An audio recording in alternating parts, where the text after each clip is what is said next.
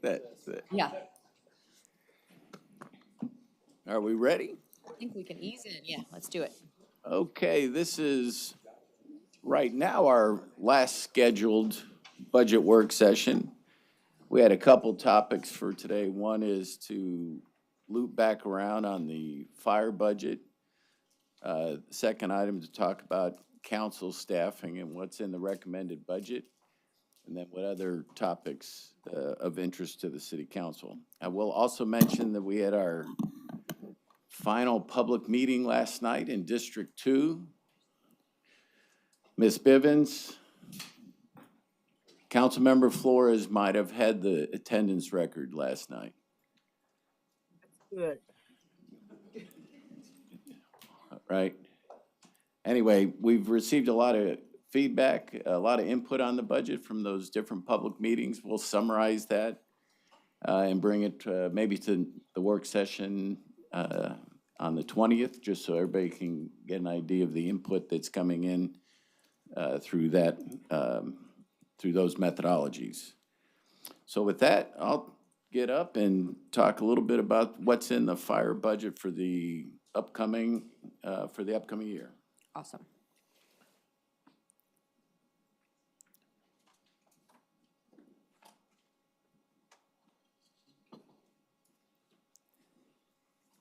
And is Chief Davis here somewhere? He is. Come on up here, Chief. Come on up here too. Yeah, because I may have a few questions as we go through this.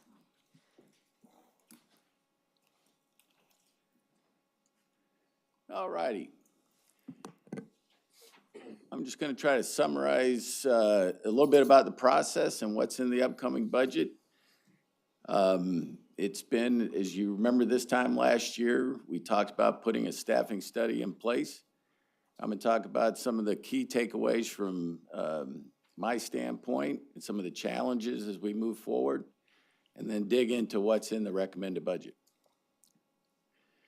So to me, some of the key takeaways from the Citygate study, the first one being we've got to fix the 911 system. And so we're committed to doing that, and I'll talk about what's in the recommended budget. Also adopting, and as the Citygate consultant said, adopting patient-centric customer service measures, whether that's response time and the type of response that we provide.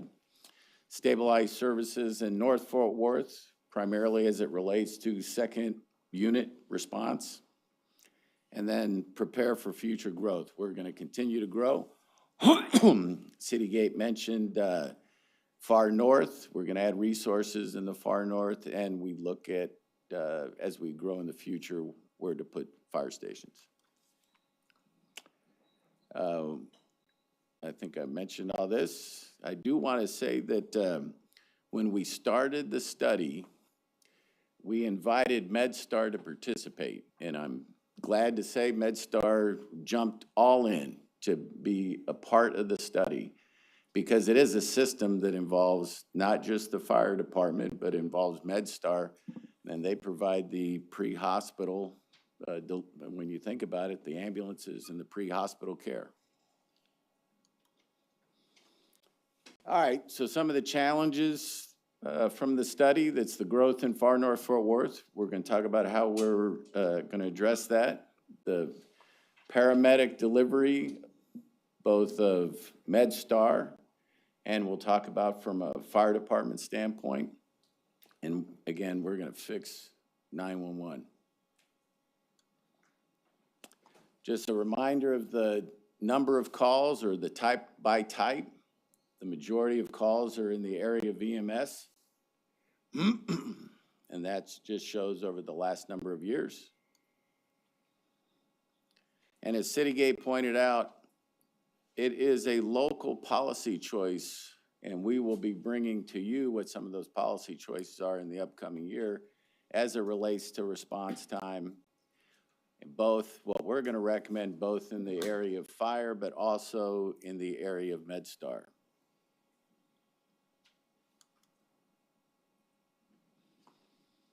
I think this is maybe a little redundant. We'll be bringing to you, again, the response time goals. We're going to do the 911 study, and that's to look at first what we're doing today, and then the long-term plan deals with, do we co-locate, do we consolidate, and we address those questions in the future. That last part, when we talk about EMS, again, in MedStar, MedStar is going through a process right now of looking at reprioritizing their calls, right? And the idea is to make sure that we get the right level of response to the most, what I say, acute medical issues, and then those that don't require a paramedic or don't require an emergency response, looking at how we reprioritize those calls.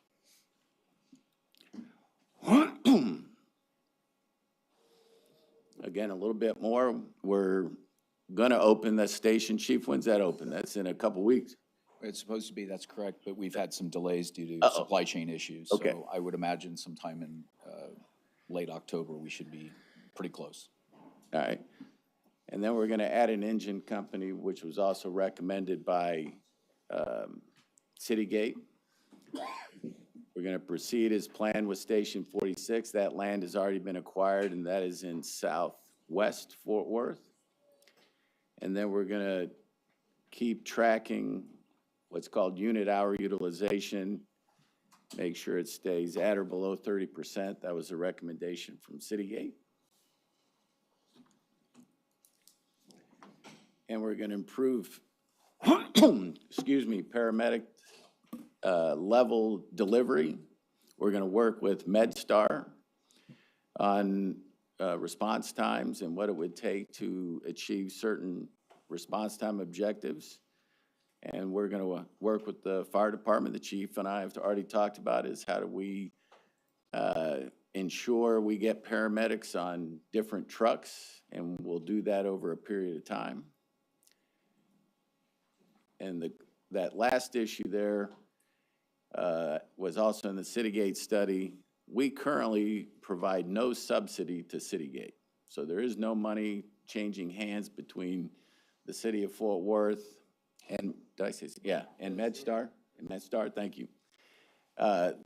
And if we move to where we are essentially subsidizing or providing funds which guarantee a certain level of service, then we ought to talk about the governance and whether changes need to be made to put the city more in charge of how that money is spent. An issue that we still are working with the chief to resolve, we describe it here as reassigned positions. The study talked about loan positions, and I've committed to the chief that we're going to look at all those, what we call, whether it's loaned or reassigned, and decide what the appropriate staffing level needs to be. That's just saying that in a different way. The other part is the second bullet, and I know we're currently in the collective bargaining agreement with the 440, and it's looking at whether we have options of converting some of the sworn positions to non-sworn and looking to do that over time.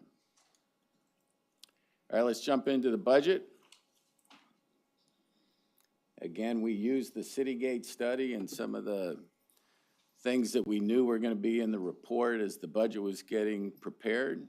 I think I want to slide. Let me go to this one. So there's about 18 million in the budget related to recommendations from Citygate. On the left column those are directly in the fire department's budget, in the recommended budget. So there's additional funds for regular overtime. There's the engine company in far north Fort Worth. There's additional overtime to continue to fund the resources for the support to the police and the 911. We've got the firefighter physicals. We've got civilian positions that are in purchasing, payroll, protective gear, so forth. And then we've got the HOPE team, additions on paramedics. We also have money that's not directly in the fire department's budget, but is either in non-departmental or in property management's budget, because they're the ones that be delivering some of those services. The money that's not in the fire department's budget includes a set aside for additional overtime, and we'll assess that during the year. We've got money in there to do a study for the 911 system.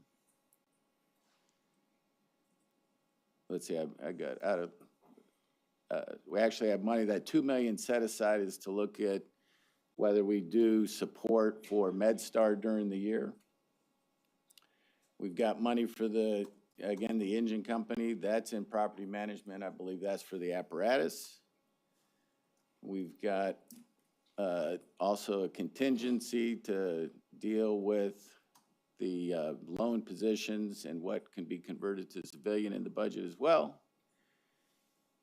And we are going to be hiring a, whether we call it a 911 director or a 911 system administrator, but as I mentioned before, we need somebody that's going to be in charge of the entire 911 process from beginning to end. There's also money in there for technology contracts and extractors for fire stations, which would be in property management's budget. Chief, did you want to add anything to? No, sir, I think covered it well. So as we talk about in the upcoming budget year, in the first half of 23, this is the way we talk about some of the strategies, is again, getting right to the 911 system is our priority to fix that.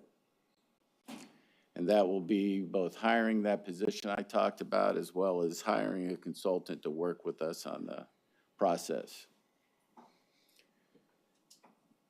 I mentioned that we would be looking at adding that additional engine company for Station 45.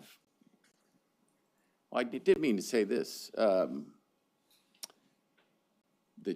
fire department is almost fully staffed, right? That's correct. In fact, there's an item on your agenda next Tuesday which authorizes 11 additional positions because they have a Overage. recruit class that requires those to be in it. So I think we're happy, the fire department, fire chief's happy that we're at full staffing right now, and we'll add those overhires in the in next week's agenda item. As for the second half, we'll bring back to the council response time policies. We'll talk about how we develop a model for dealing with future fire stations. And we'll continue to work with MedStar and the fire on patient-centric approaches to service delivery. Questions on the budget? I have, first question would be, in looking back at the Citygate recommendations, one of them pertained to new FTEs and kind of creating more permanency around those 38 loan positions. How does that reconcile with those two quarters mentioned in the budget priorities? So what we've committed working with the chief on understanding completely what has been loaned or reassigned, if that makes sense. And then there are 19 sections that are not in operations that have a combination of sworn and civilian employees in them. Example would be communication. Another example would be investigations or inspections. And we want to get a complete understanding of the number of positions that are needed in each of those areas and make sure that they're appropriately filled positions, not loan positions and not reassigned positions, but authorized permanent positions. And as part of that conversation, which of those need to be sworn and which of those need to be civilian? Elizabeth? Yeah, you're good. So I want to be clear on the 38, it's 38 new FTEs, correct, total? There are, Who's on first? how many new positions for fire? I would say, So there's 16 sworn, but how many total in the budget? There's 16 sworn, but how many unsworn? So, 7. let me go back. well, so yeah, so in this budget, New positions. New positions. New. That's what I want to know. Yeah. New positions, total number, sworn, civilian. their uniformed is 16. Okay. And then civilian, I believe that there's 7 in the budget for Yes. civilian positions for a total of 23. 23. Okay, so 23 new positions, 7 civilian. Of those 7 civilian positions, are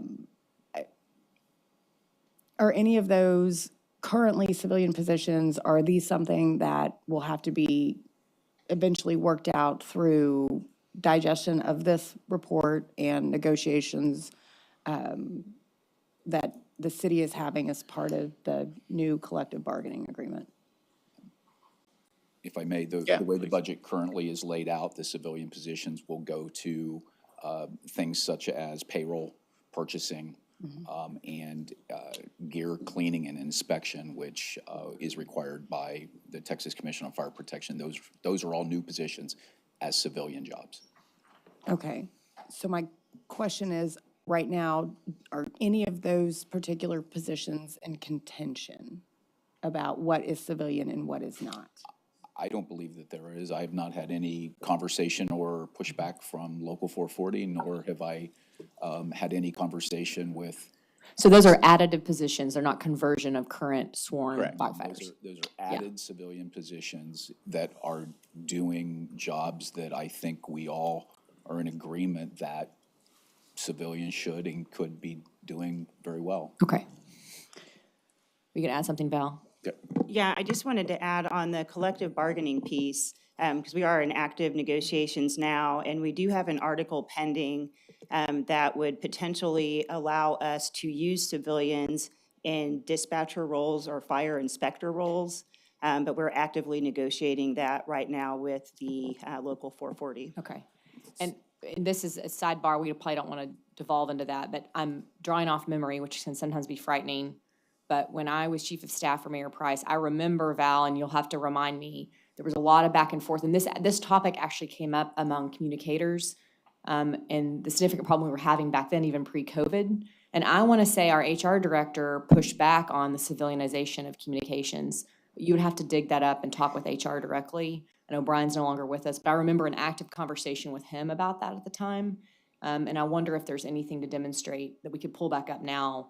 I am concerned about that, knowing all the things we've gone through in the last year with communications. I'm just letting you know that so that as you negotiate. I think it would be my preference, because we have these negotiations going on, that the new positions that we add be uniform positions. And then as we go through the collective bargaining process, those that management and the 440 deem appropriate to be civilianized will become civilianized, and those, any firefighter that's in that position could be used as backfill. So that way we make sure we, at a minimum, have enough firefighters on the streets for 4-man staffing. But just for clarity, though. I'm waving my hand up. What is that? Okay, you win. I think you got a mallet. Is Sam okay? Yeah. Go ahead, Gina. For now.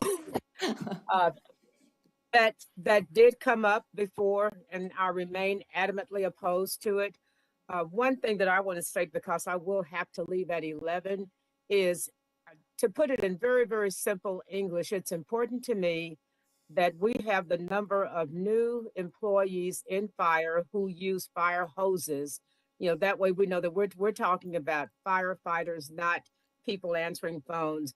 I want to make sure that there is no daylight between what's being proposed and what the chief would ideally like to see.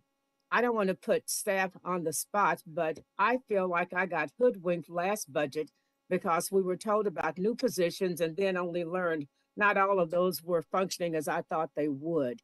And so my question point blank, and I'll ask Val this, Val, the number of new people the fire department wants to see with hoses in hand, is that the number that we see on this presentation today, or is there a difference? I would say that current state, I think this is the number that we believe should be in the budget, acknowledging that there needs to be some more work on the sworn staffing side as far as what Chief Davis needs to baseline staff the other fire divisions. I think in working, and I've said this to David and Chief Davis, as we're looking at fire staffing, we do have to make sure there's enough sworn bodies available for their minimum daily staffing requirements. That's a set number we know we have to staff. And by the time you look at that set number plus vacation relief positions, it doesn't leave the chief a lot of room to run the other divisions. And we think we need to spend some time on that. So I think the fire department does need some staffing, enhancements as we look at making sure the chief has staffing in the other fire divisions. So right now, in this budget as proposed, there are 16 firefighter FTEs being added. Is that correct?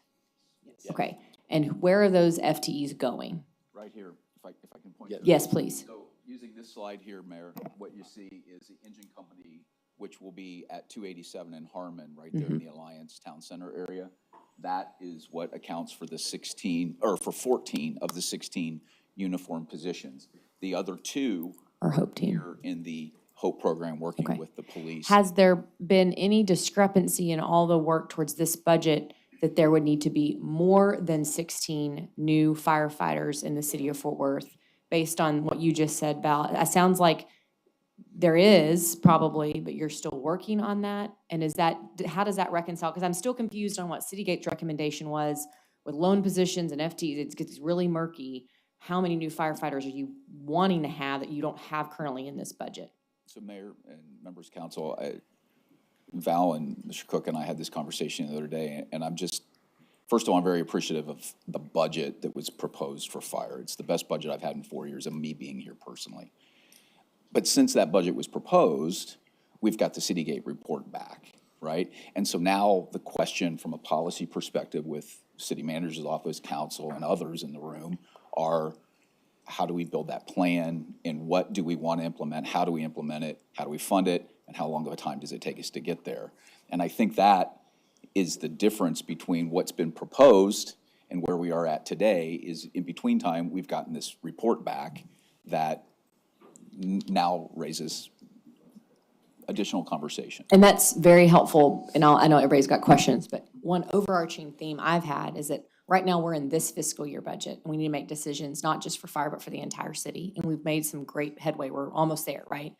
But because the study has come out based on our ask last fiscal year, what I want to make sure I don't do as mayor, and this council probably agrees with me, is that we don't kick any can to the next fiscal year if we can avoid that, if there are things we need to quickly shift to do now. Yeah, second, we like that? Okay. Yeah, go ahead. Thank you for saying that, Mayor, because that's what we talked about last year, was making sure that we had the Yeah. study in time to have the relevant conversations. And so I wholeheartedly agree with you. Thank you for Okay. making sure that that's on the. Any other comment? Elena, go ahead. We'll just go around the table. Carlos, go first. Just one question, and I'm not gonna armchair quarterback exactly what positions that might be added, might be added, be civilian or FTEs. I'll leave that to the experts. But for me, I would like to know best practices, in making those determinations, right? So that when you come back before council, you have the final product, I can have that context.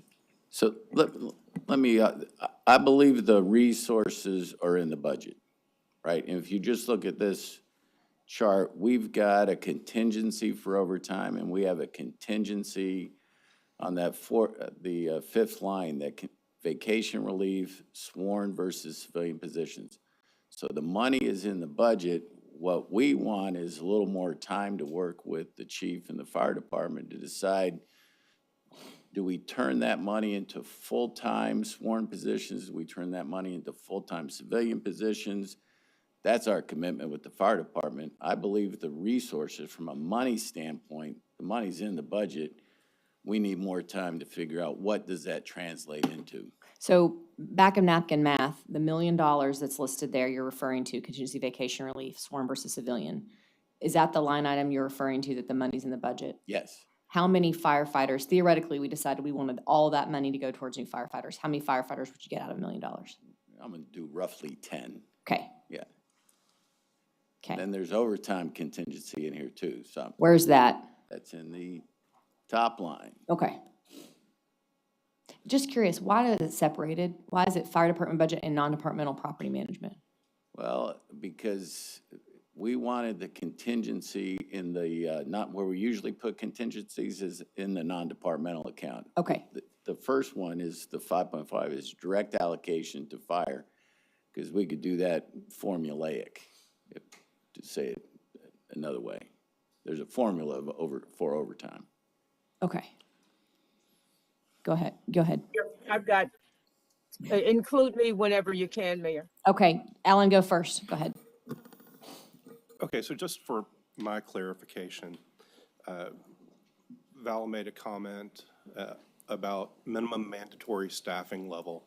And I know our predecessor, Mayor Moncrief, had long discussions about setting standard for that. Is there any disagreement on that currently? And I guess the question I would have, based on our current understanding of minimum mandatory staffing level, is there allocation to achieve that? And Yes.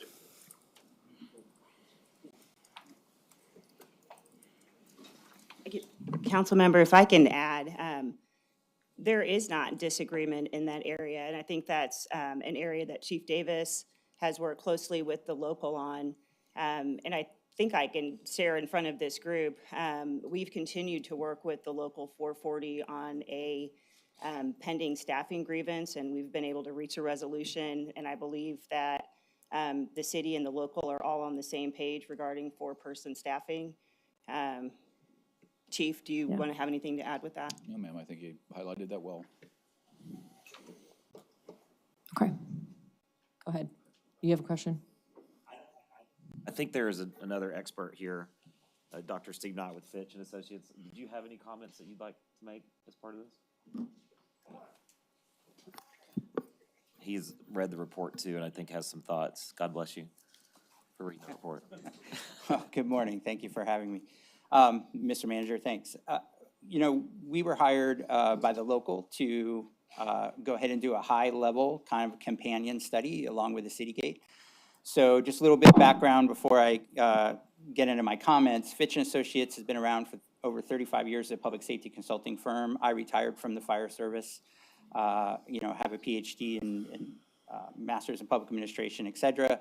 And before I joined Fitch & Associates, I worked with the International City County Managers Association, and I was their senior manager over their fire and EMS consulting. So a little bit of background. But as a high-level overview, what I will compliment is, one, this is kudos to the group, because this is probably the most positive budget meeting I've witnessed and been a part of in a long time. You're certainly heading in the right direction. I think Citygate, and I only did a high-level review, so I don't want to go too far over the skis, but I think they have set you up well. They've pointed you in the right direction. They've identified some of the main challenges that you have as a city and organization. But if I'll speak to the staffing specifically, we kind of came up with a little different strategy than maybe Citygate used. But when you talk about your vacation relief and your relief staffing and new positions, et cetera, you know, Ms. Mayor, I'll try to keep this one very streamlined to the deployed uniformed people, personnel that are out on the street.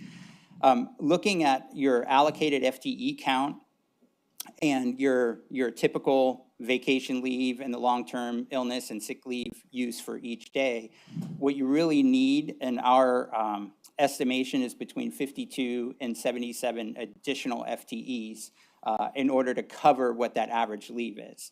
Now, as the manager pointed out, if you've appropriately accounted for the dollars of overtime to cover all those vacancies, then your minimum staffing will probably be withheld. But there's some other considerations about living with an overburdened liability on your overtime with the impacts to the personnel and their being called back to work more often, fatigue, things like that. So a lot of agencies choose to just go ahead and hire the additional FTEs to cover what your average leave and your experience is. And in your case, because so much of the overtime is actually at time and a half because of contractual and other obligations, you'll probably receive a fiscal benefit as well as a personnel benefit for appropriately staffing to the FTE count, if that makes sense. That makes sense. Okay. Yeah. Is So- there, that's very helpful, thank you. Okay, great.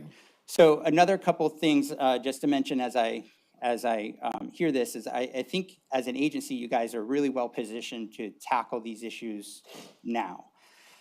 When we looked at your growth over the last few years, you're growing at about 4.2, 4.3%, something like that, as far as the call volume for the fire department and what they respond to.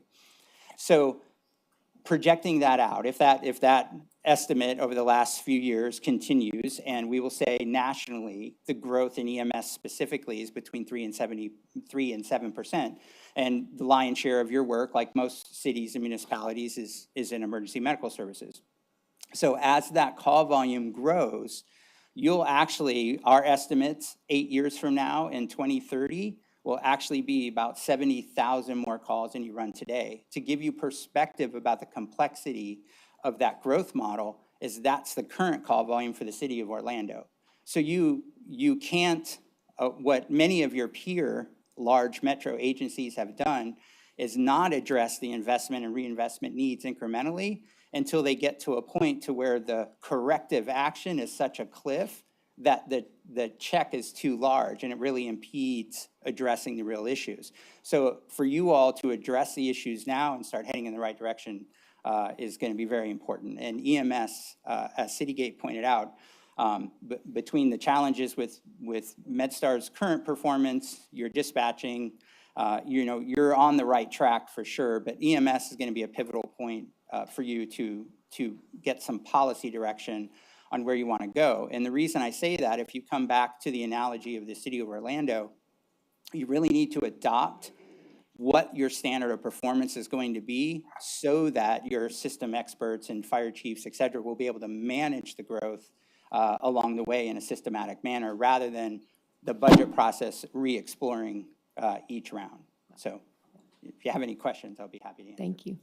And before other questions, my reaction would be, am I correct in stating that right now we have not arrived at what our standard of performance should be, both between MedStar, between fire, City of Fort Worth, 911?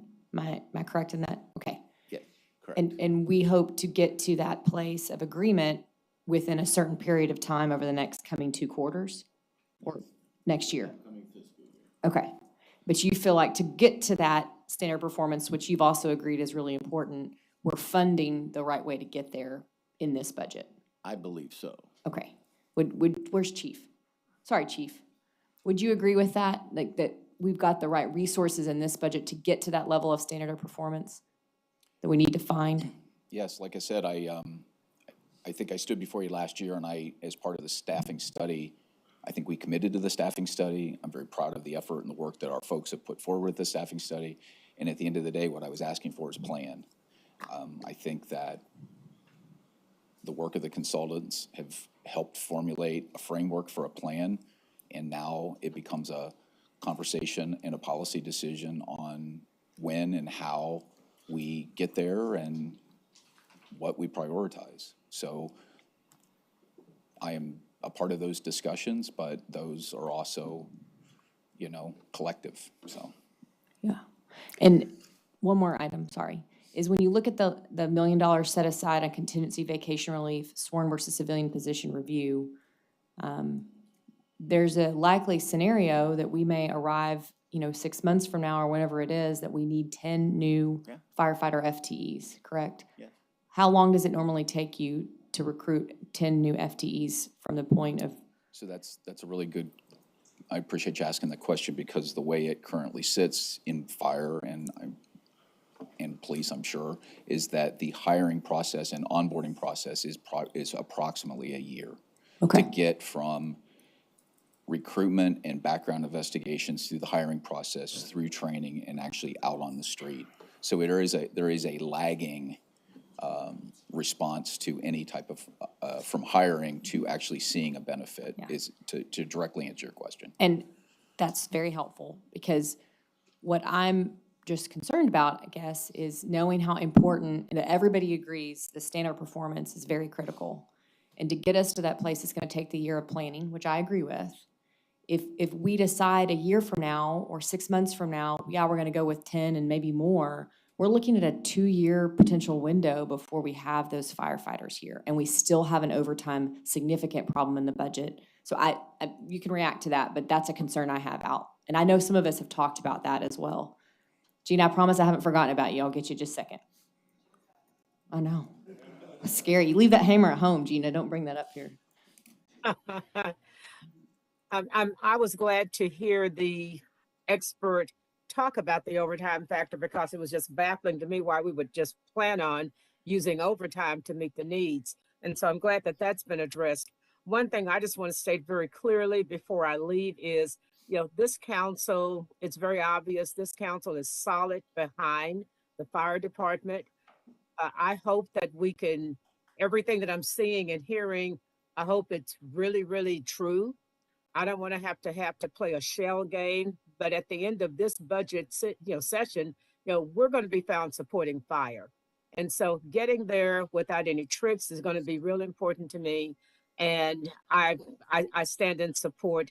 I will let you know on the other topic of council staffing support. There was a plan that Council Member Nettles explained to me, which called for 1.5 FTEs per office, and I support that. I think if you try to have 2 full-time people, we all have different needs and priorities are going to have to be established. I'd rather have people up under my charge. And so that's just for the record.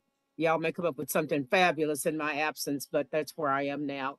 And thanks for letting me have this time. And Chief Val, Dave, thank you for working it out. Now let's just see it through. I don't like the idea that we get these fabulous studies like this for fire and police as we are in budget session, but I do appreciate the zeal of this council not to kick it down the road and get it done now as best we can. That's all I got. Thanks, Gina. Go ahead, David. No. You have to go. I want Go ahead, to jump Chris. on your bandwagon. I think you're doing a fantastic job. Oh, well, This thank you, morning, Chris. I'm gonna, got that on the record? I'm putting it on Got the a record. quote? That is a quote. Okay. Perfect. I was like, work, man, work. Okay?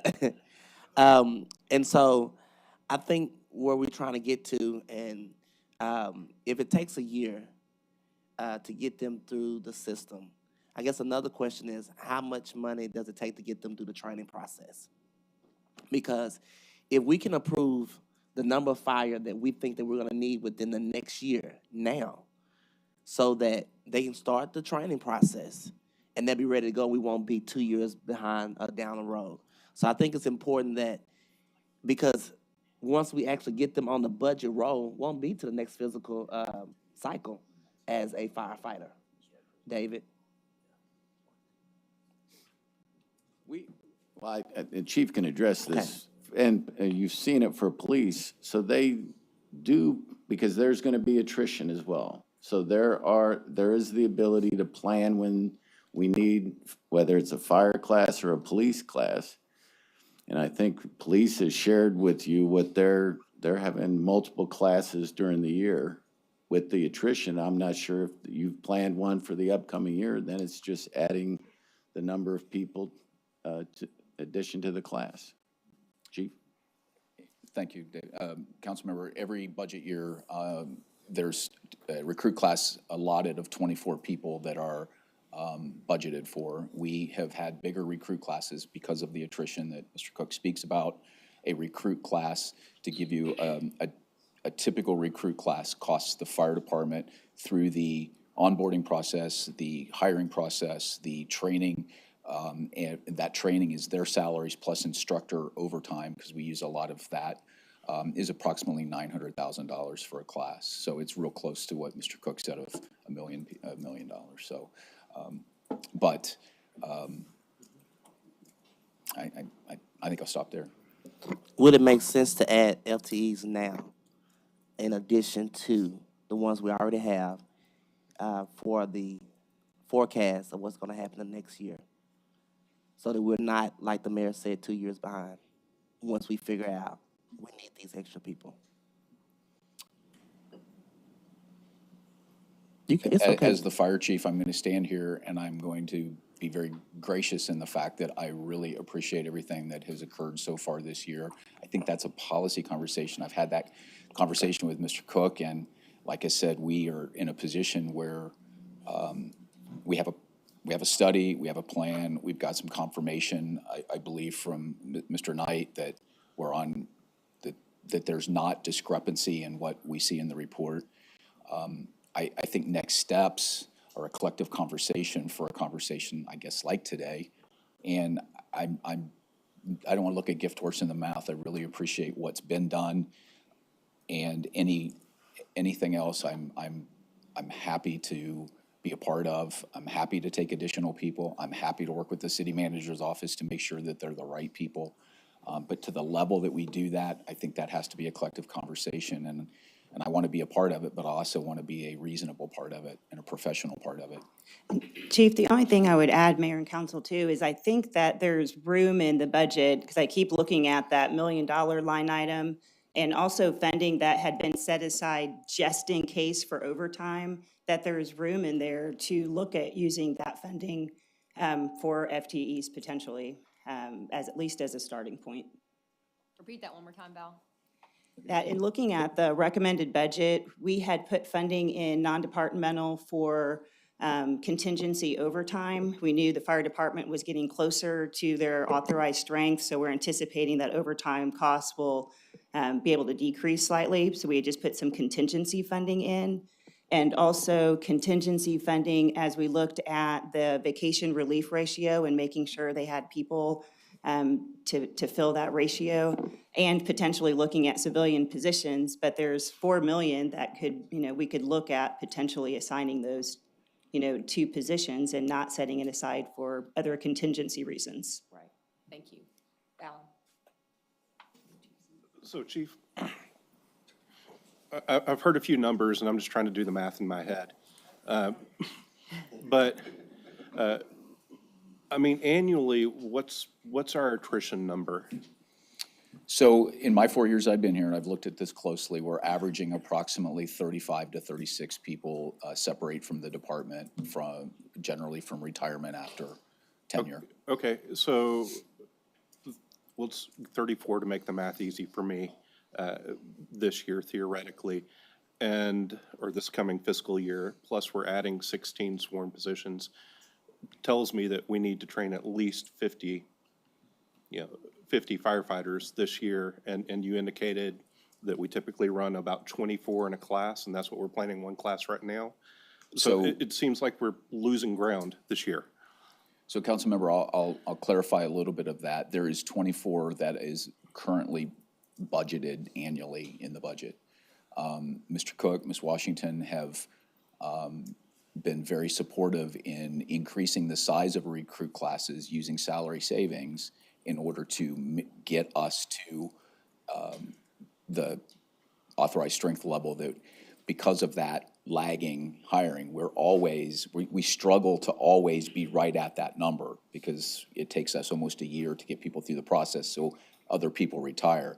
But Mr. Cook has pushed me over the last couple of years to make sure that before we have a conversation about adding, that we're able to actually hire two. And I think he commented on that earlier, because not only are we at, but we're a couple over our authorized strength, and they've been supportive of that as long as I don't explode that number. And so that's where we currently sit, and it is with their support that we've done that. We have increased our recruit class sizes using salary savings to make sure we're at full authorized strength. Jared? Thank you. I agree with everything that's been said so far. I want to do some math as well. So David, you said on Tuesday we'll be approving 11 additional positions, correct? And then it sounds like we can get 10 firefighters for $1 million. And so I see at least $4 million. It sounds like we can get 40 firefighters, and that doesn't include the 11, so we could get to 50 with the money that's there. Am I interpreting that correct? I think maybe just a little bit, and I want to confirm too, the upcoming M&C that will be on the September 13th agenda is to temporarily increase the fire department's authorized strength by 11. with the anticipation that through attrition, they'll get back down to their authorized strength with of you. 963. So, let's take the 11 off the table then.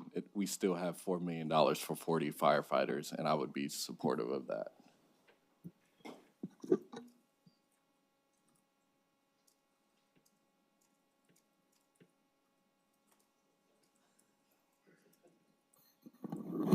You have a comment or no? Okay, that's fine.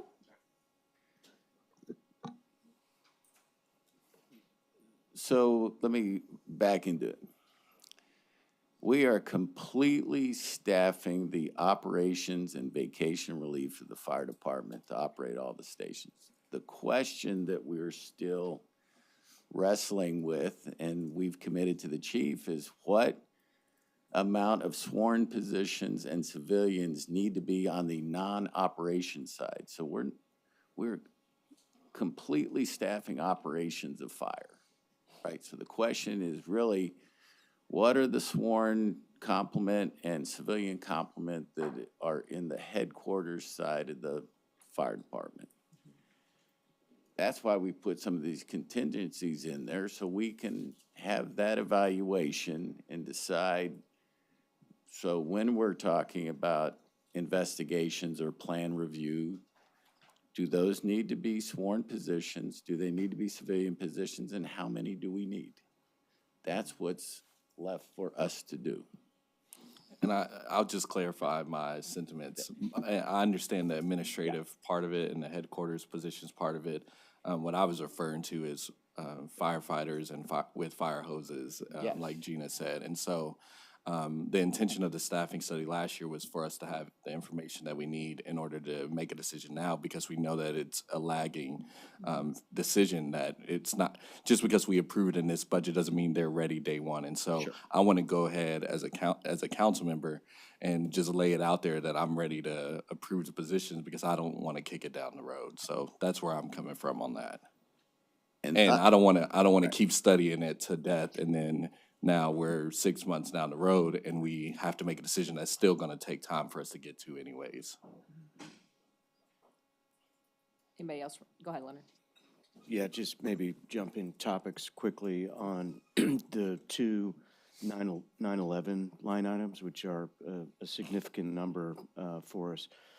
Can we just talk about what exactly we're going to do and how that is going to prepare us in a better way for the future, and what the timing of that investment is? Do you want me to start? Yeah. Sure. So in this particular budget, it talks about the fire assistance to the 911 dispatch center. Currently, the fire department is using overtime in order to additionally staff approximately 2.5 positions over a 24-hour shift a day in order to manage the additional call volume from the police rollover queue to try to get calls at least answered in that fashion. It has worked very well, and there still is anywhere between, depending on the day of the week and the time of the day, there's somewhere in the area of 150 to 250 calls a day that is being managed through that rollover line. So that is in there that first line item is to help continue to fund those positions until a long-term solution is decided upon for that. What does pilot program mean? Where do you see, I'm looking, pilot. Second line. It's the paramedic pilots. So one of the recommendations out of the Citygate report is, and I think Mr. Cook spoke to it, is trying to make sure that to the highest priority, my baby's not breathing, my dad's heart's not beating type situation, that we get not just a provider, but an advanced level provider in front of the patient and in front of the address at the patient's bedside as quickly as possible. There is that level of care, and then there's the immediate underneath that where timely intervention prevents it from escalating to the highest critical. So those 2 or 3 type of scenarios, the recommendation out of Citygate is we look at utilizing resources of the Fort Worth Fire Department to put paramedics more dedicated on a daily basis to certain engine companies in certain areas of the city that have a high risk factor related to those type of events. And that pilot program, that money's put in there to pilot that, to determine if that's feasible, manageable, and what the outcomes would look like there. So that's what that's about. And then I would say, and then on the jumping down to the 911 dispatch consulting and 911 director, those are funds in there, one, to hire the 911, we're calling it a system administrator, we're not sure what their title will be yet, but a director level position that will be our single point of contact for owning the dispatch process. Part of their role too will be helping us with, probably working with a series of consultants as we look at what are the best ways to handle the 3 dispatch centers. Right now, we have the Fire Dispatch Center, MedStar's Dispatch Center, and the Fire Dispatch Center, and how do we maybe better work together, and whether we co-locate, but at least find some ways to better coordinate, use potentially the same technology platforms. There have been issues with us getting data between all of the parties at times. So there's opportunities, we think, to explore efficiencies to potentially co-locate the 3 dispatch centers, but at least work together in a more coordinated fashion. That's helpful. So for that money, will that improve the issues we've had this past year of people getting through to 911? Yeah, Chief, I think that it's going to get us on the path to improving that, Chief. And my colleague Chief Noakes is in the room too, so, you know, I believe that what the intervention that has occurred is helping. It is working, and it has the potential to be grown a little bit to make sure that there is that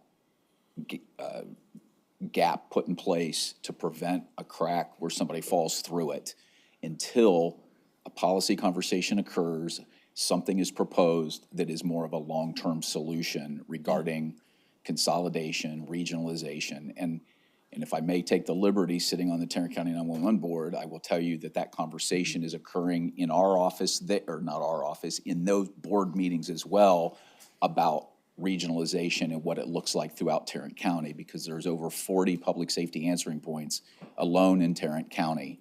And they're all seeking funding, and they're all trying to figure out what the future looks like. They all have staffing and retention problems. And so there's a bigger county conversation as well as our immediate conversation within the city. Yeah. Is that fair? Yeah, Val? I think so. And I would say, just in closing that as we look to be patient-centric and make sure that we're providing high levels of service delivery to our residents, visitors, businesses, making sure we have coordination with those dispatch centers, as far as getting responses out and responding to callers is one of our key priorities. That's helpful. So I have an idea. I'll just, at the risk of just throwing it out there publicly. So Val, thank you for your kind of explanation there. We'll just call it $4 million in a fund that can be used a lot of different ways based on the policy direction of management and the council. My observation is this is a very complicated issue.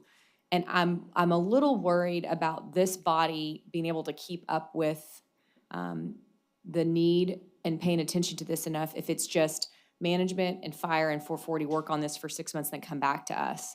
So my suggestion might be for us to think, we don't have to make a decision today, is what if we kind of create a real special committee focused on going through the Citygate study, the fire 440's got their own study, management, over the next 6 months, like what are we trying to achieve in 6 months that relates to the use of that $4 million? Are we going to add firefighters in the next 6 months out of that fund? Are we not? 911 could be at the table, not to throw Carlos under the bus, but he is our MedStar representative. He would need to be included. And we can decide amongst each other who would be on that committee, obviously fire, MedStar, 440, and management. But I do think council needs to be included so that when they come to us with a policy recommendation, we, one, are making sure we don't do this again next budget cycle, that we've made some really important decisions, because it makes me feel more comfortable to know we do have a fund we could use for 40 firefighters or 16 more or whatever it may be. We don't have to make that right now. I just want to make it really clear to the public, we have the ability to pivot very quickly to do that, but that the council is going to be a part of that discussion and policy making. Y'all react to that and sort of push back or give me better ideas. I'll Yeah, go go ahead, and say Carlos, that. since I volunteered you. And that's fine, you know, I'm up to it. I think that's very, you know, it's a very good suggestion. Okay, I'm supportive of that.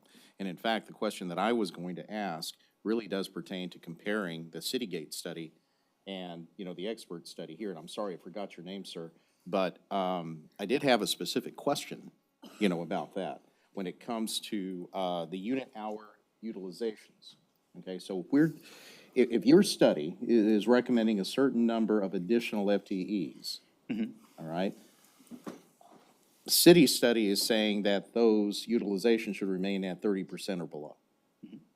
Have you run the numbers to indicate if we add, you know, a certain number of firefighters per what your study is supportive of, what that does to those unit hour utilizations?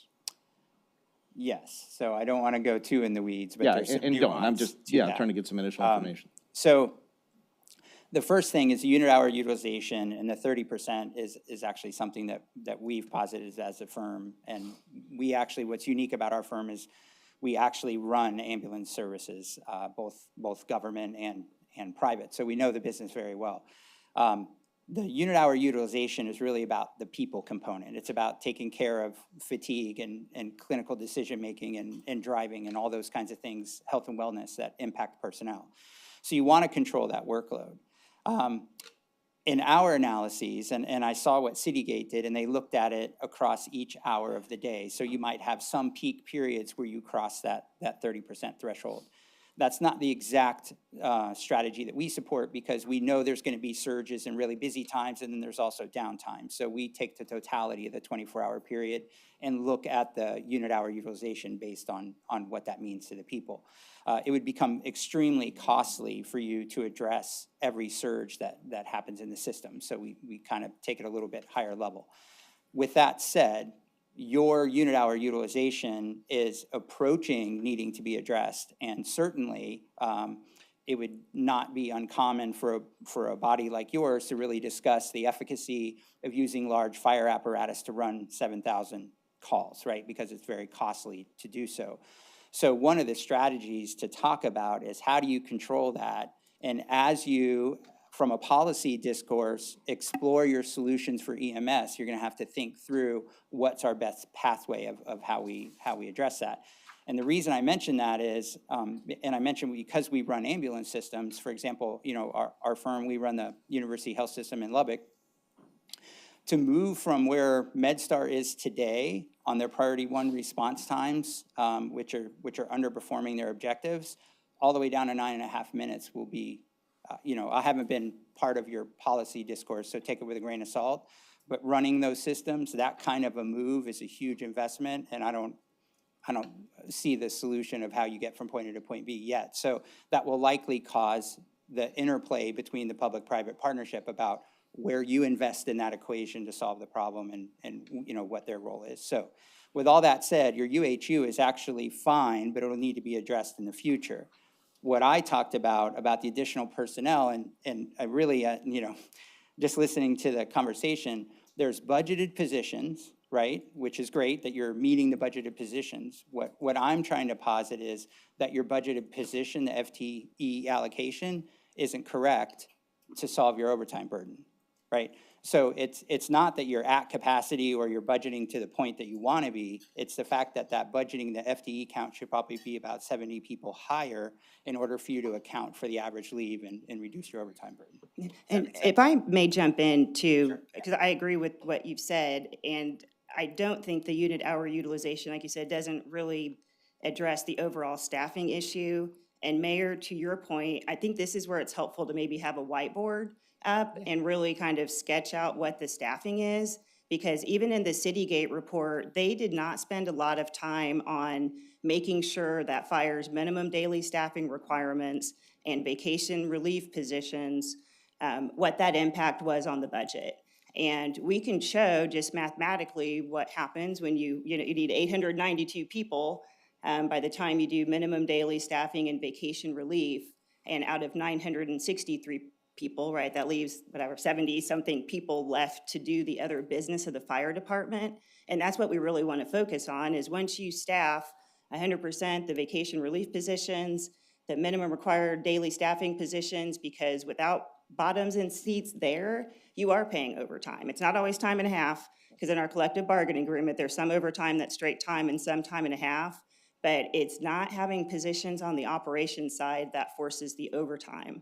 And so I hope that a small committee could look closer at the operation staffing and the vacation relief ratio, but then what are the other staffing requirements for the other divisions? Because in doing the math, sometimes the chief does have 70 people to fill in all of those other roles, and that's where David and I and the chief want to sit down to better understand what are those numbers, because we think it's something needs to be adjusted. Right, agreed. And in part, that's why I asked the question I did, because it just further illustrates the need for a better comparison, I think, between the two studies. So we can all get a better handle, on exactly what are we comparing and evaluating. Thank you. So one other maybe minor suggestion, and it probably doesn't matter as much for us around this table because we understand what's in front of us. But I do think for the average person that, and there's a lot of advocates specifically for fire, that this is confusing to them, and the $4 million that you mentioned, Val, feels nebulous.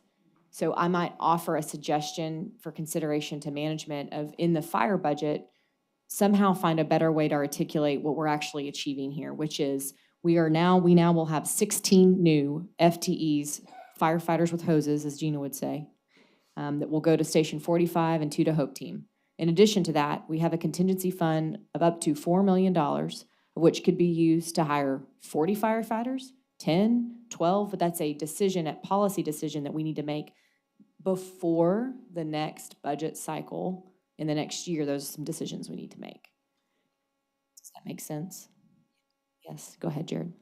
Thank you, Mayor. I just had one build to your idea. I love the committee option. I wonder if it would be feasible to add a few positions in the meantime, maybe 5, 10, to get us going on a training class. And then as the study goes, we could add on to that. And I don't disagree, but based on what I heard Chief Davis say, we could still do that in this next class that's available. Because right now you already have your next class identified, correct? We have a class. We have a class in currently. Right. And the civil service list is expired, so we are planning a test. That test is scheduled for the end of this year and the first of the year. Yeah. And so we anticipate by spring we will be able to start the next class. And we manage that class, minimum 24. Right. And then we adjust it as budget permits. And thank you. So that you see what I'm saying? We have some time, a little bit. That's why I was trying to put a finite period of time on this look back to say, because we could theoretically say to Chief, we want you to have a class of 30 or 35 based on this discussion we're going to have. Any reaction to that? No? Okay. What do you think, Val? Did that make sense? Yeah, it does make sense, and I want to give credit to David too, because as we're building the budget, it is not very often that we set aside contingency money, and idle money is what we call it in our office. And so I do want to be clear, it's really a big move, I think, for us to even set aside that contingency funding, but I think we recognize that there may be, we may need to make some movement after having the Citygate report presented to y'all. And so really that's what it was there for. We weren't sure if we would need to do something with overtime after the Citygate study or look at positions, but I think that it was a good approach, I think, for the city manager to take that, because again, it isn't very often we set money aside like that. I couldn't agree more. And in many ways, it's just how you're making sure you're packaging that to the public and to us around this table that it is significant. You don't like money trees, no offense. And so this is a money tree in many ways for us to kind of determine and make the best decisions on behalf of the residents and also our fire department. Anybody else? Yeah, I just Chris? had one thing, and I like the idea too. Only thing that really concerns me is on this $3 million, is that currently we are actively using the overtime budget. And so if we pivot in 6 months and say we're gonna take that money and do FTEs with it, do we have some more money to put in there for overtime? Because we probably still would need overtime budget. And that kind of scares me a little bit. Sorry, Val.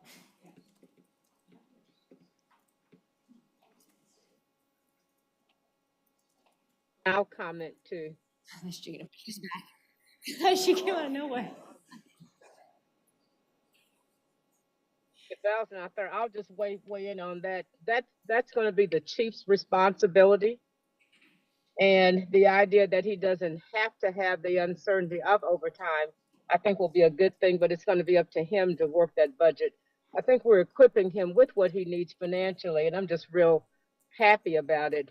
And want to thank the mayor for driving this so that there's everything is above board on the table and we know where we're going. Val? And I think in having a little group look and later report back here, again, we can show mathematically how that works out. And on a daily basis, the chief can show you the numbers, how many warm bodies he has to meet that 892 requirement, and then what he has left. And we can see where, on a daily basis, he's having to pay overtime out because he doesn't have enough staffing in operations. David, did you have anything? Okay. Yeah. Anybody else? Okay, I'll turn it back over to David then. All right, so are we ready to go to the next item? Are we ready to go to the next item? We got clarity around the table. Any other questions? Yeah? Okay. The next item was council staffing. I think Mayor Pro Tem Bivens already jumped in on that one. We provided a budget response. There's additional, let me just describe what's in the recommended budget and what some of the conversations have been. The recommended budget includes additional money in the communications and public engagement budget to support council in a number of areas. Directly in the budget, there's an additional administrative assistant and the reassignment of another position, so 2 new positions being assigned to city council. And then as has been discussed, the availability of part-time for each council member or intern, so we call it a part-time or intern position, as part of the budget, and I think that's what Mayor Pro Tem Bivens was referring to. So that's what we have in the budget related to council staffing. Questions? I'm not going to make a comment on that. I do have a question. I don't know who compiled the data for the District 3 numbers. Who did that? Can I? That's from Human Resources. Can they come up? Yeah. I just want to. As you're coming up, I just question a little bit of the veracity of the numbers. I'm just talking with Katie, my district director, as well as myself. I just have a question. You only pulled the District 3 at Fort Worth, Texas, Correct. right? That's Okay. right. I would actually be interested in what those numbers look like to the michael.crane email address. Given my previous position, a lot of people email me directly as part of that. So I think that might be a more accurate of how many emails we're totally getting into that. Also, the veracity of the number of calls, because again, people have my phone number from the previous position, so they're not calling into the office. They're texting or calling me. So I just want to put that on the record to make sure those numbers are more accurately reflected. And that's always applied to me too, so I'll echo Michael's sentiments. We get them from all sides.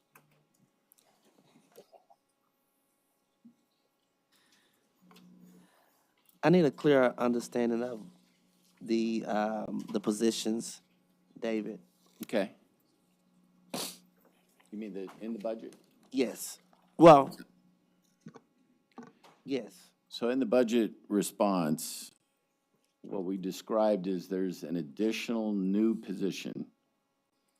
So an additional full-time person in the budget to support council, in addition to what's there now. There's also a reassignment of a position that's under Whitney, right? I'm looking over there. That's dedicated to the city council. In addition to a new position and a reassigned position, we're making available resources for those council members who want it of part-time positions. You can call them interns or part-time positions for city council support. Okay, and that would be for physical 23, started in October 1. Correct. And that hiring or appointment would be at the city council level. Yes. okay, and the hours are not to exceed. What do we, I can't remember what we built in there, but It's part-time, so it's 20 hours a week on average is what we built into the budget, or what you see quoted in the budget response. Okay, so So I it- will, go ahead. It could fluctuate, so it could have, there might be some weeks where it's greater and some weeks where it's less, but that's the average Okay. that we've calculated. And it can't go over 30, right? If it goes over 30, we need to make sure that we're aware of that, because there are some benefit regulations that would require us to monitor the Affordable Care Act requirements. So if it goes over 30 in one week, you'd want to be mindful of that in a future week, so it has to balance out or average out appropriately. So what is the threshold for benefits?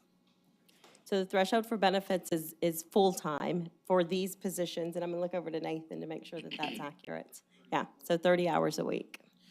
So with our district directors, when they was council aides, and prior to what we did in the last cycle recently, in providing the insurance mechanism, how were they able to do 40 hours without the insurance? No, we converted that because they were called out specifically in our PRRs as at-will employees, so they were called out differently. We had to amend. yeah. Yeah, we had to amend the hours, amend our PRRs, and amend the. Yeah. Yeah.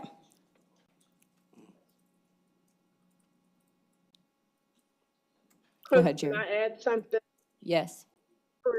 Chris, there's a term in government called at the pleasure of. That's right. And what that means is, there are certain people like council who can hire folk at our pleasure, and we can fire them right then and there. And at the pleasure of is a whole different ballgame. But when we made the district directors employees, it gave them benefits, access to benefits. Now, from my information, Deanna, correct me if I'm wrong, once you hit 30 hours, you're full time, so you really have to watch that. But part-time people very seldom have access to benefits. That's correct. That's correct. Okay. Go, no, please. My real question is why couldn't we do what we done in the previous with the council aides? Are you looking to extend part-time benefits to part-time employees, No. or benefits to part-time employees? Hours, not Oh, benefits. hours. So like a full-time position? Is that your, More than 20 hours, okay. So you can do more than 20 hours. It more than just has 30 to- hours. Okay, if we do more than 30, then it does have then we would just need to amend the impact and assess, because then that could regulate our requirement to extend benefits.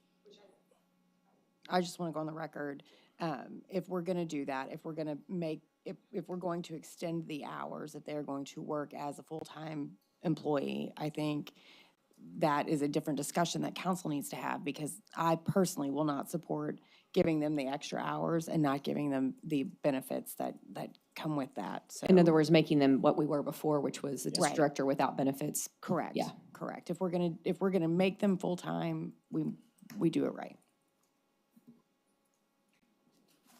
Go ahead, Jared. Okay, awesome. I agree with that completely. I think it is a discussion about capacity and what does it look like to provide adequate staffing levels to represent the large districts that we do. And so I would be supportive of 2 full-time with benefits. But Deanna, you sent me some information, I think it's also in the IR, about other cities comparable size that also have multiple staffers in council offices.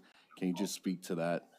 Yeah, I don't have it in front of me, but I know that in January of 2022, there was an IR that was put forward by the Planning and Data Analytics Director at the time that just showed the staffing of other cities, I think San Antonio, Houston, Dallas. And it was kind of all over the board. Some had shared resources and then some others had dedicated resources. I don't recall all of the details off the top of my head, but I know that it was varied, and then some had very limited resources, so. And the interesting thing about the report that you shared, some cities gave council members operational budget in which they can make staffing decisions with benefits included in that budget. So it gives council members autonomy to really have an operational budget to adequately represent and serve the districts they represent. So what direction do y'all want to give management on this? lots of good dialogue, but I think there's a little, I'm personally a little confused. So I'm sure they are too. So I'll jump back in. First of all, I want to say thank you for getting us to this conversation. So I don't want you to think that we're ungrateful or anything, but I want to make it make sense the first time go around. And so, and I know and I don't know who they are, but I know there are some around the table who doesn't need the extra person, and we understand that. And so, I don't know if that makes a difference budget-wise. Well, it will, if everyone's not doing it. And so, maybe that's a discussion we need to have. Who doesn't want it, and then they may decide how we'll be able to budget this out for what we want. Elizabeth? It's weird when we're not in lockstep on something. Like, what does this look like? No, I hear what you're saying, and I think that that's fair, because we've all kind of had conversations about what we need, what we think we need, and what we don't. And I think some of that is reflective upon, it has nothing to do with who we currently have in the position, but how our districts operate. And so when you look at the snapshot of like calls to emails, and I just did a quick glance of it, you can see that like Leonard's district seems to be very call heavy, right? Like they like to pick up the phone and they like to call. District 9 loves to send emails, right? So we're very email heavy. But also how I prioritize that as a council person is different than say how Leonard does it, or Jared or Michael, and kind of where we think government, or how we think government should work for the people, is also unique amongst the 9 people sitting around this table. And so I think having the option, I exercise that option I employ 1.5 people in my office. Say Michael chooses to stick with 1 for philosophical reasons or staffing reasons, whatever that is. At the end of the day, we have to answer to our budgets as a council person, and there is some difference between what we do and what we don't do. And so I would say budget for all of us to have whatever that is, that dollar amount, and then give us the discretion to determine for our district what's best, and for our, political beliefs, or, whatever it is, you get to make that determination. I think that's probably what I would feel most comfortable with, giving us that flexibility and not mandating it, but also not penalizing us if we need it. Okay, so let me ask this. The proposed recommendations from management that relate to communication support and administrative support that I know are not dedicated to your offices, are y'all wanting to scrap that idea completely and just focus on a new employee in your offices that are dedicated to you? The only warning I'll give, I'm not gonna speak to administrative support, I will speak to communication support. I would argue that the type of person that needs to be hired is probably a different type of hire than you would do for this new staff additional council aide, and you're not gonna get that additional communication support, and I think that would be a mistake. I think we have the capacity to hire somebody that would work up underneath Renee's department that really serves us all well based on this, short job description that'll get fleshed out. I just wanna make sure we don't miss that opportunity. And then the other thing I would argue is the administrative support. There are some aspects of this that maybe you could assign within your new person, but it's different. It's hard to say because sometimes these administrative roles is a learned skill, and depending on who you're hiring in your office, you may not find that caliber of person that you want in the new council aide. I guess everybody's gonna have some different need, and I'm sure HR and David are gonna need clarity on, is this recommendation out? So that's my comment. I mean, this is a decision y'all need to make amongst each other. But I have been on the other side of that and know how, I'm very well aware of the needs of council offices and how they differ. Are we having to pick it either or today? Well, I think we don't have to decide today. I just think we're gonna have to get to David and let him know for this budget what we're looking at. That's fair. I definitely think that we still need the communication. So if I'm hearing it right, it's 3. So it's 1 that's been created, 1 that's being reassigned, and a 3rd person that's gonna be in the communications. Yeah, we've increased staffing in communications, and we have more resources there. And thank you, Mayor, for pointing that Yeah. out. I don't think we would change that. That would stay. Yes. And so to me, the question is, if we're going to assign an additional staff member to each council member, then my suggestion would be we do that, and then we eliminate the one that we would add for what I'd say jointly. Does that make sense? Yes. Okay, okay. Yeah, I and agree. know what the line item is and make sure we're all comfortable with that, yeah. And then just remember, we have this beautiful new building we're gonna move into, and this is not budgeted there. So your district directors may throw something at you when you go back and say they get to share an office. I know, that they're all celebrating that that's gonna change, but I'm just letting you, that's one thing, those are just little things that are gonna come up as we move into the new space. We can make room for them. Okay. And David, are you including in the budget the two new districts as well? That little portion? Yes, actually, there is money in the budget, but we would have to augment that too, because I think all we included in the new budget was one each, but Okay. now we would put that in there. Yeah, thank you for pointing that out. So we're leaving the table that we're not gonna get the 2 administrative positions to share council, but each council person will get additional person.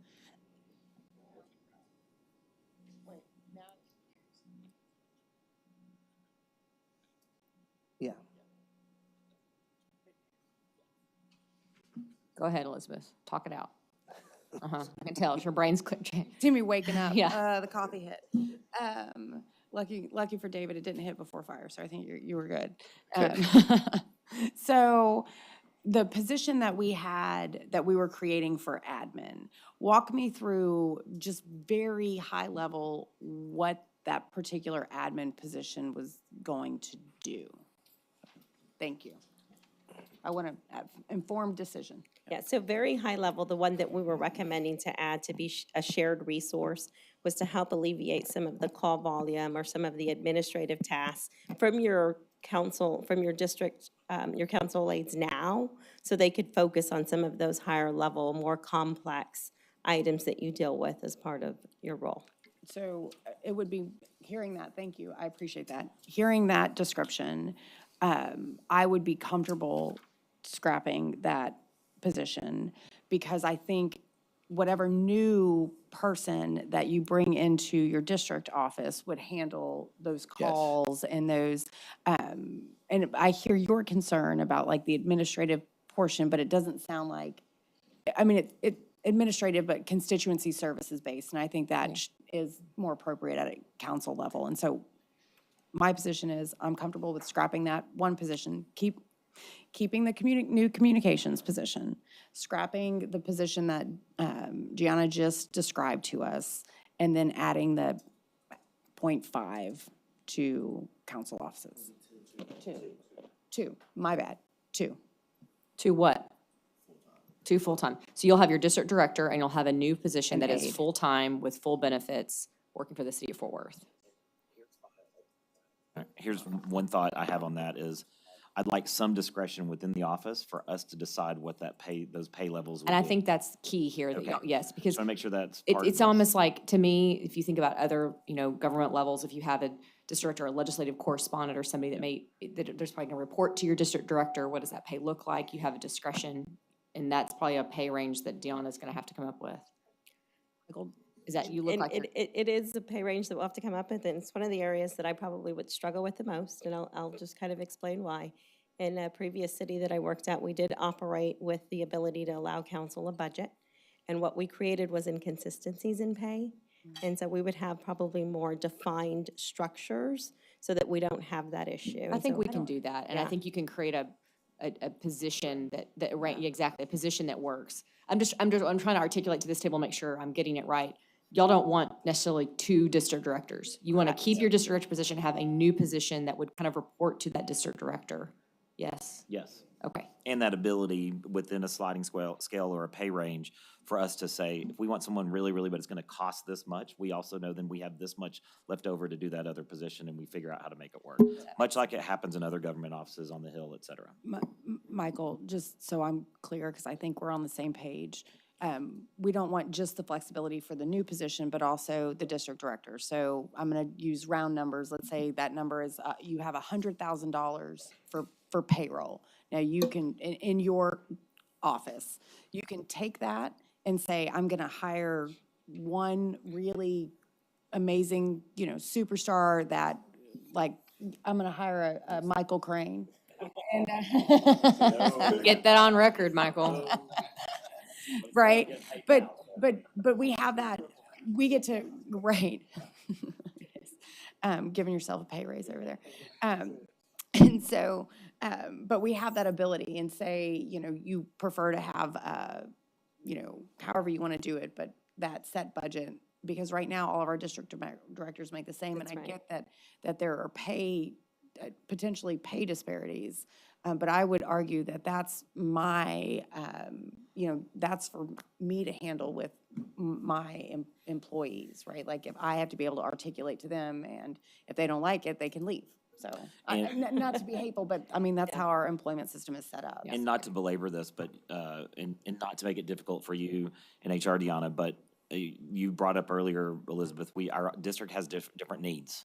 So different person in different spots, et cetera, and that flexibility would be helpful. And if it's a pay range, whatever, but at least we have the flexibility. So I think if y'all are okay with this, let's keep talking to Deanna, like we're gonna solve it all right now. We've got somewhat of a direction, okay? And then we need to pivot to property tax evaluation history that's in this thing. But let me say this really quickly. I have to leave like now to go to a lunch. So are we coming back? Or are we, because this is a big conversation on property tax. What are we doing here? What do we think? Come back at 1:15-ish, 1:30, and then is that okay for 45 minutes? Is that okay with everybody? Yeah. Okay, let's recess and come back. Perfect. So Thank maybe you, we, Whitney. Thank you for working on it too. so for y'all that are Okay. trying to